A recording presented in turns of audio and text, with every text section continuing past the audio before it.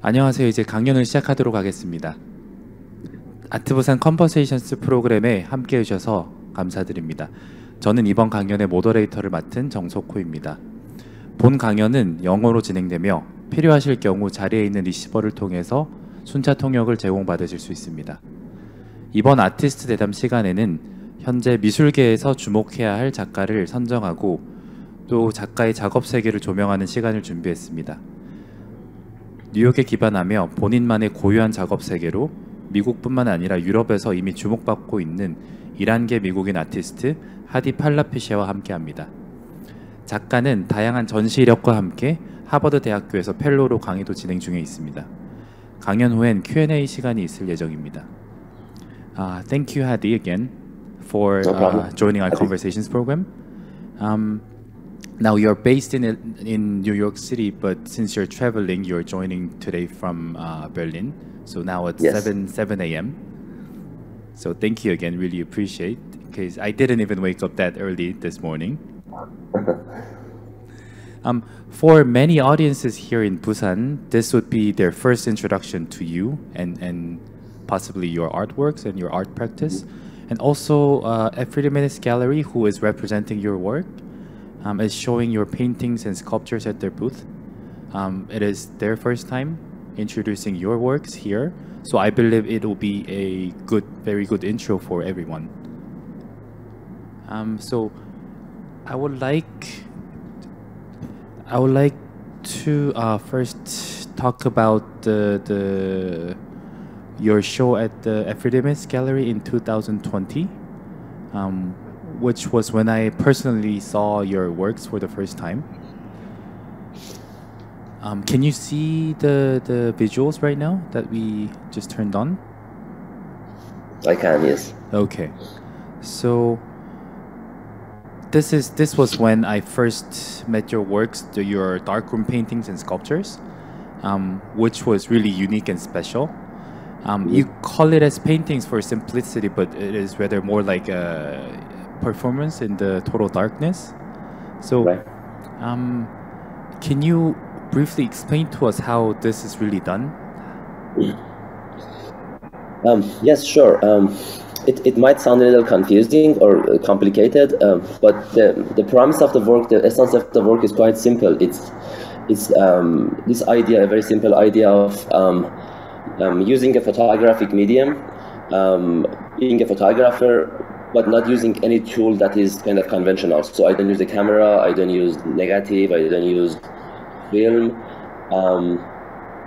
I basically enter the darkness, a dark room, and I try to make these photographs with a flashlight, basically. Every single work is made with a specific kind of flashlight. And how it's done is basically, in my darkroom, which is in parentheses, is a color darkroom, so it's completely dark. It's not like a black and white darkroom that has a safe light or a red light. It's a pitch black darkness. I go to darkroom and I start basically drawing with the flashlight on an unexposed paper, and how it works is that the unexposed paper will register all these movements of the light on the paper, and then later the paper is being developed with chemical, and then all these movements that I have in the darkness comes out as the marks, as the drawings. That's very much the process of the work. But also personally, I have tried to kind of force more kind of performative acts inside the darkness. So although the explanation might sound quite simple or fast, usually it's a 10 to 12 hours time spent in the darkness, and there have been other elements of performance added to the work. So if you look at the work, so as I was saying, the idea is quite simple, but I'm interested in performance in such an extent that I have tried to add performance and more performative kind of process to the work. So it's usually 10 to 12 hours time spent totally in darkness. I have added more kind of elements of performative acts. So if you look at the work, the photographic work, there is always an element of a circle on the work that's another kind of performance comes to the darkness, basically. And usually people, when I explain like to this extent, people ask, well, then how the colors come in? And usually, basically what I have right now in my studio, in my darkroom, is like a painter who has a set of kind of paints and pigments and brushes. I have a large set of almost 100 different kinds of flashlights, different sizes, different colors. And they have all been modified because the flashlight comes as kind of one light, and I add different layers, different paints, gels, you know, all these different ways to produce different kind of lights, which ends up being the colors basically. So right now what you're showing, basically the boat, basically the red frame, is basically a flashlight, me in the darkness, and just drawing these kind of boats. And it basically comes with its own set of kind of problems and kind of issues, and also sort of limitations and freedoms, you know. So, for example, I don't see the result till much after when the work is developed, when the work has been washed with chemicals, and then it comes out as a result. So, to some extent, I'm the first audience of my own work, because it's always a surprise. It's always, I will wait to see what I did, you know. Like the old times, like a photographer who was, you would take pictures on the film, wait for it to develop, and then you would receive the images. So that's kind of the essence, I think. Okay, thank you. So once you finish your performance or work process within the darkroom, and then later you find out how the final work will look like. So how long is a time gap in between? So the chemicals used for colored photography are quite toxic, and it's a quite hard process to develop. They are very large pieces, as you see. They are usually bigger than a body size. So it's a hard process to right away have the chemicals ready to process the work. So usually there is like a 2 weeks to a month, sometimes 3 weeks delays, because I make the work like for 2 weeks, and then I try to develop them, a couple of them at once. That's basically how much the distance is, 2 weeks, 3 weeks distance since I make it, and then when I see it. Sometimes a week if I try to rush it. That's the time. One other thing is that so I don't see the work. So there is no test making. There is no. It's very much kind of an idea of resisting against all these rules of photography, or how a photographer would work. So like the idea of making a test print is very important for a photographer. I don't make a test, for example, or to kind of, as a photographer, you might try, or as a painter, you might try to find the perfect color. I don't have that as all. It's basically a lot of it is by chance. The chance comes in, and for example, like I know the work might end up looking red because of my knowledge of how the light functions, but because of the duration of the performance, and because of the amount of the strength of the light, I will not know how strong, how saturated, how intense that red might end up looking, for example. Or if a line goes wrong, I will not see. And I'm very happy to some extent, because in the last 5 years, I have not made the work twice. It's always once, and that's it. It's like a happening. That's how it becomes even more like a performance. Really? The work becomes basically the document, a kind of recording of that performance, whatever it was, however it was. And with all the mistakes, with all the kind of failings, this is one piece, and that's how you see it. Okay, so you would wait for 2 to 3 weeks, and when you see the final results, so whether you are happy with it or not, so that's how it is. You don't destroy it ever, so that's the result. Okay, that's very interesting. Exactly. The only way I would the only reason, or the only situation I would not use that final piece is if the work comes out as burnt out. I don't know if you are familiar with this term, burning.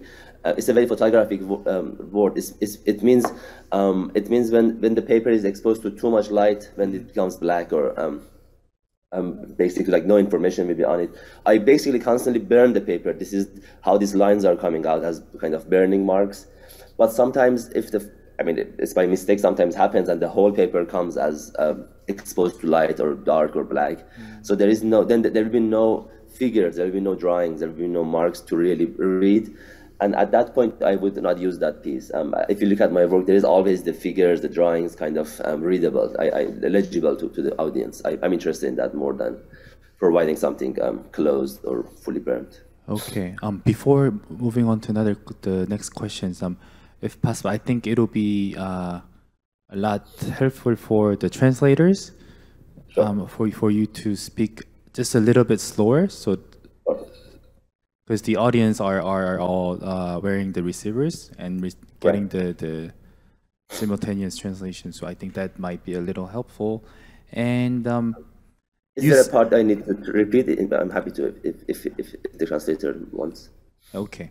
I think you mentioned that this is a simple process, but I mean, it if I'm correct, like it would be exactly the same as just closing your eyes and trying to walk or trying to grab something like without actually having that visual, because within that dark room there will be absolutely no light. Correct.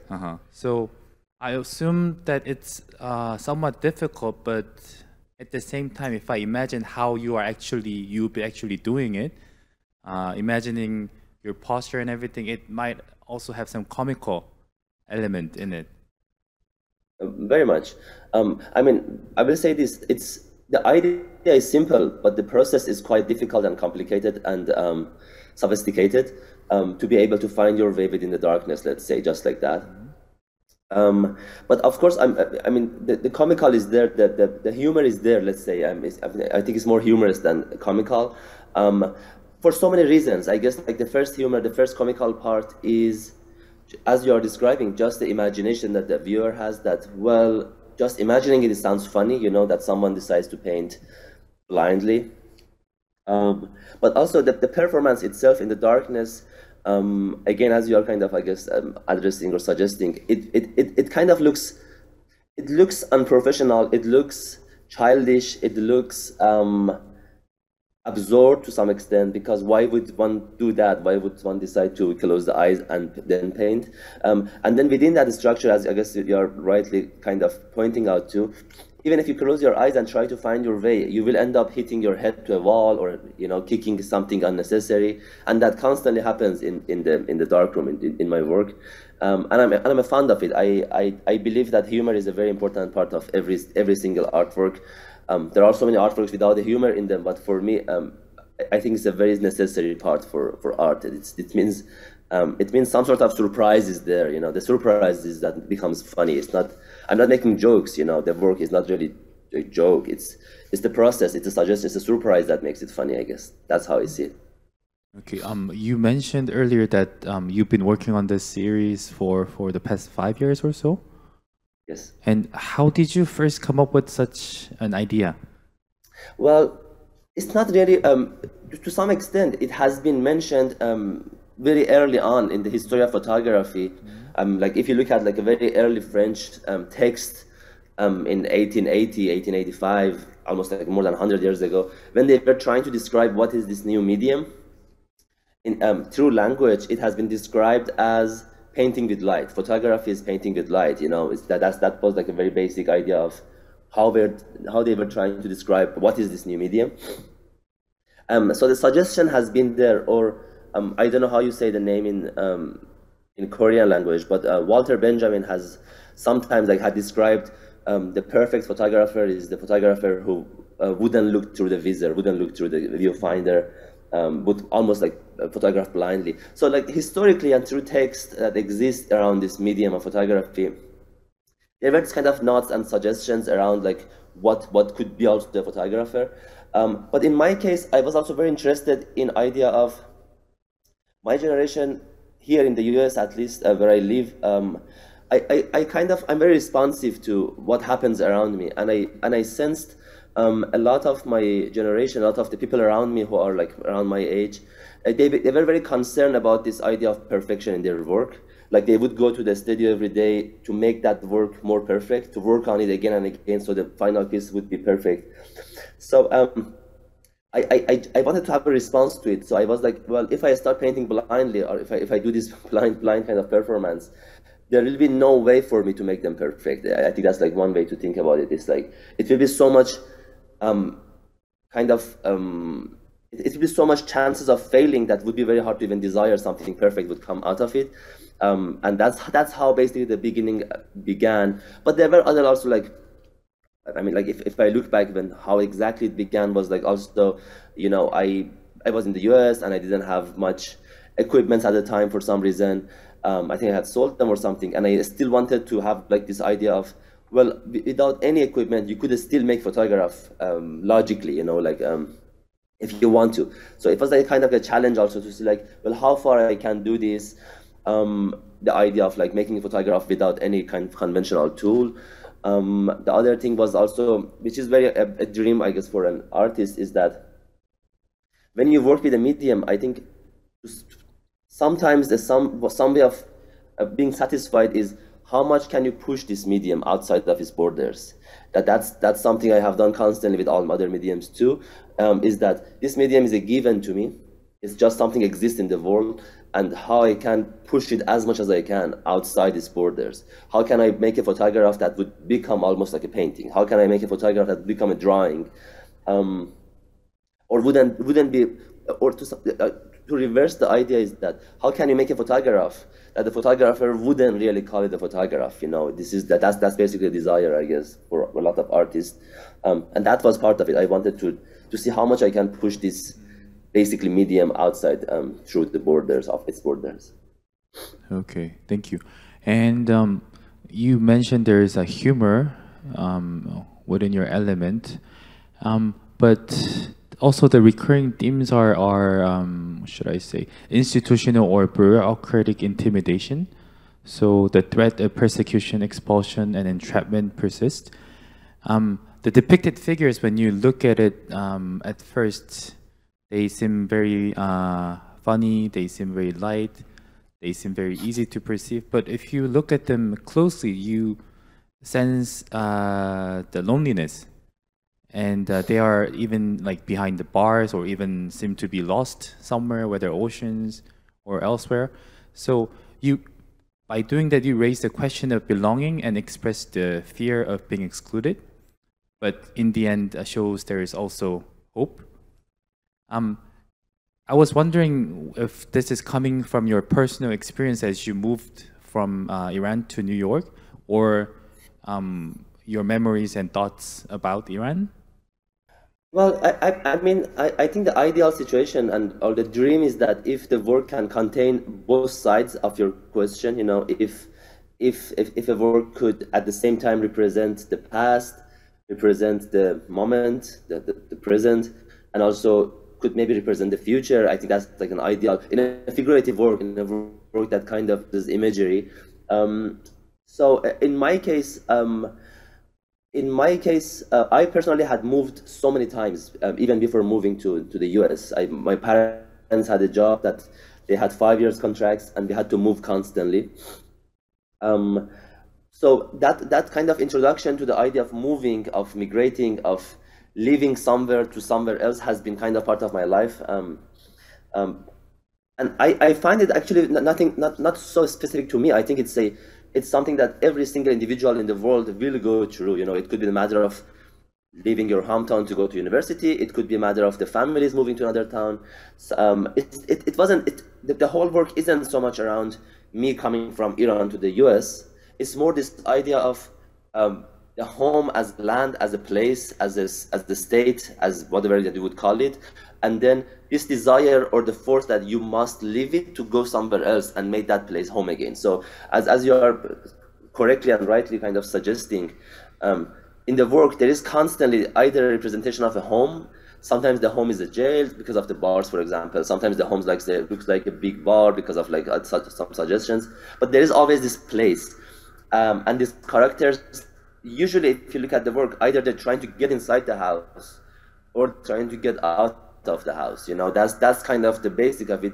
But then it's symbolic because it's not just about the house or my house or your house. It's considering the place as a home, the state, the society, and then it's these issues of trying to get in or getting out of it. You know, that's I guess how I see it. But of course, again, to more focused to answer your question, my hope is to be able to make a work that can kind of cover the past, my present, and the kind of nod to the future of how we are going to live. You know, that's very interesting because what you just said is related to my next question, Because when I was first introduced to your works in Berlin, your darkroom paintings had in the surroundings these metal bars, so Yeah. that, as you said, that could represent either like prison or like even homes.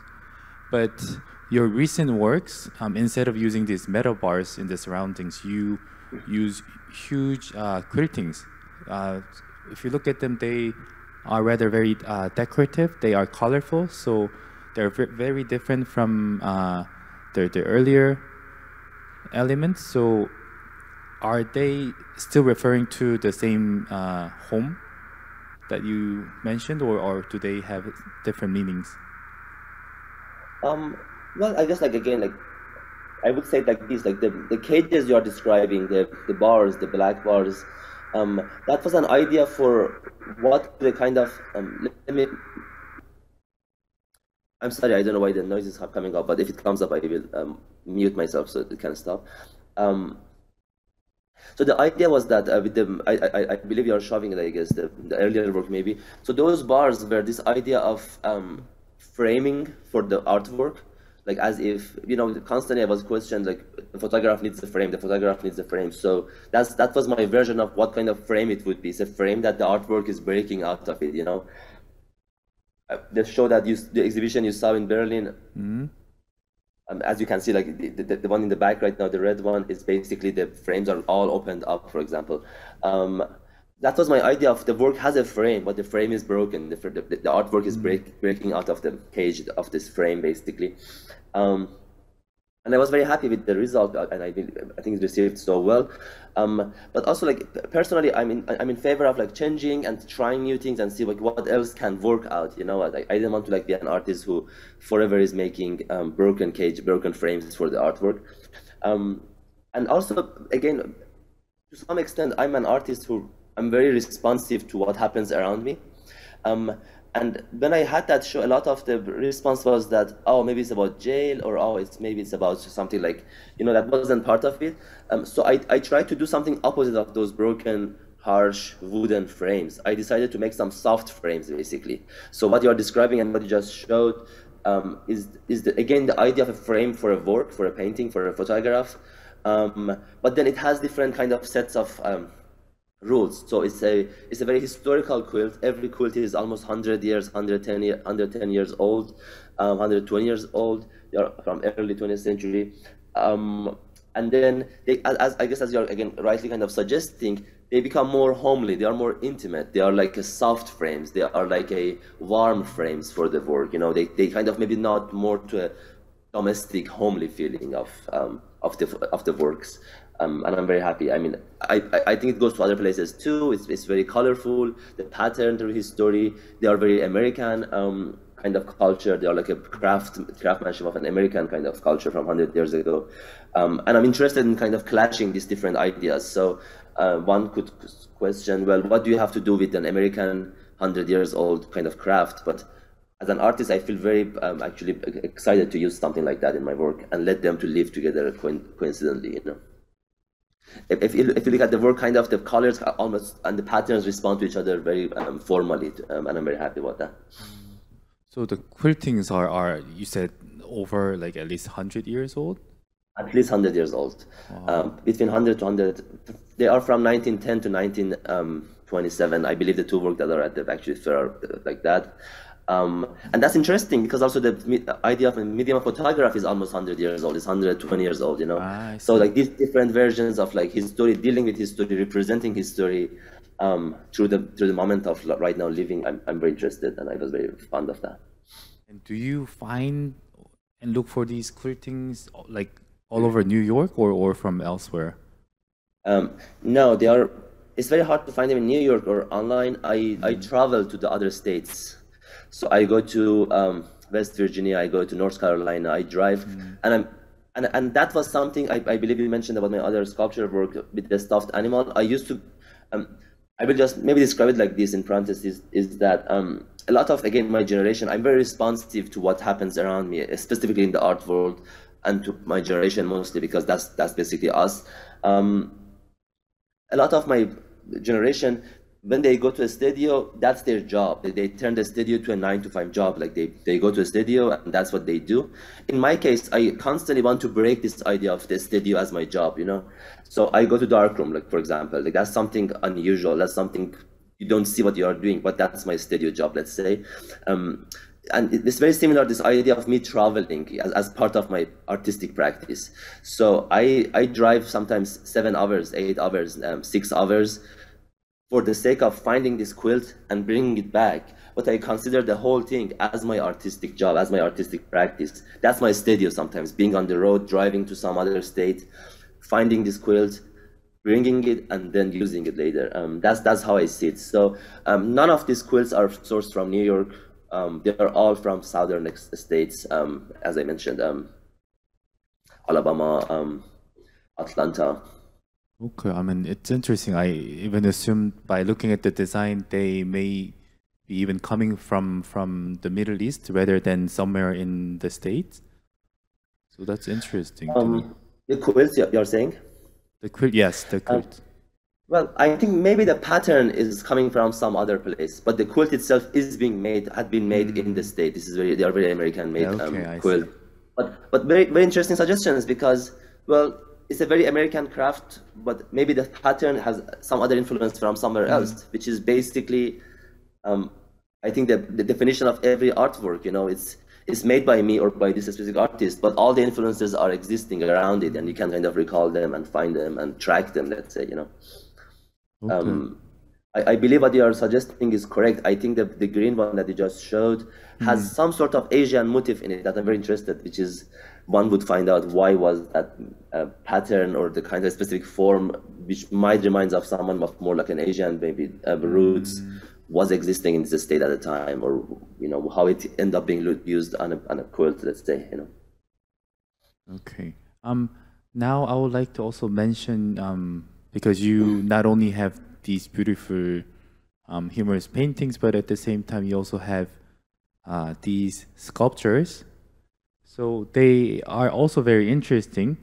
As everyone can see from the images here, they are composed of these colorful jars with the sometimes cushions below or in between, and there are little cute teddy bears or other toys. I see small puppy also. But so when you, again, just like your paintings, when one looks at it lightly, they seem very easy and light to perceive. But when you look at it closely, all these teddy bears and other toys are puppies are stuck inside the jars. They are trapped. They're not free. So again, it is going back to your performance, your painting performance within the darkroom. So is this also part of your intention to make a link between your performance in the darkroom for your paintings and with your sculptures?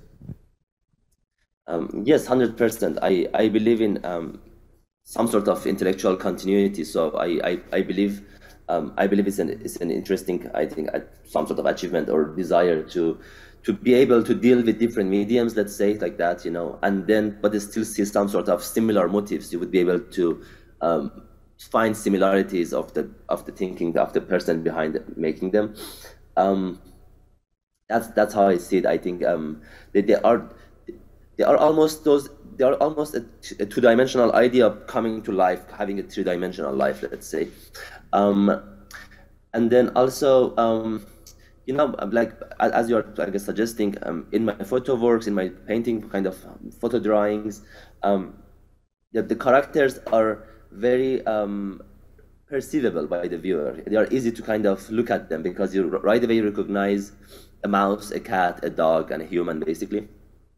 In the sculptures, I was interested to do something not to repeat, like not to find a mouse doll or a cat doll, but instead to use something from like a childhood, something that has a more direct connection to the childhood, you know, but not necessarily my childhood or your childhood, like everyone's childhood, you know, like a material that was existing with everyone, basically.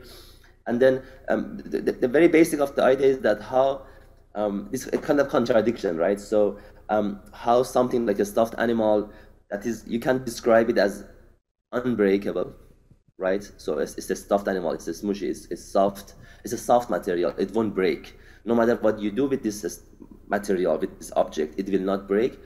And what would happen if I mixed it, or if I leave it to coexist with something so breakable, like a pottery, like a vase, like a piece of ceramic? That's the basic of idea of contradicting two different material, with all their suggestions, where they come from, what they mean, what they represent. But also, but what you're suggesting about like the trapment, there being a stock, it's great, it's all there. But also sometimes, I think sometimes one would choose to go inside that kind of trapment. Sometimes you choose to be in the house, you know. Interesting. Yes. So you could almost say maybe these pots are also the houses of this stuffed animal, of these objects, you know. So the suggestion is like a two-sided. It could be a trap, it could be a jail, it could be a cage, but it also looks like a house. They seem happy, you know. They're like neighbors almost, you know, like the three pots together. So it's like it's almost like trying to like having as I'm saying, to push these ideas as much as I can. So how could a cage also be a home, you know, just something that's simple and contradictory? I think it's allows for so much of readings and you know, perception of what do they mean, you know. Okay, for before making your sculptures, I was told, Tenzing told me once that just like the quilting, you go around over shops to look for these materials, whether that's teddy bear, other dolls, or jars. Exactly. Is that really true?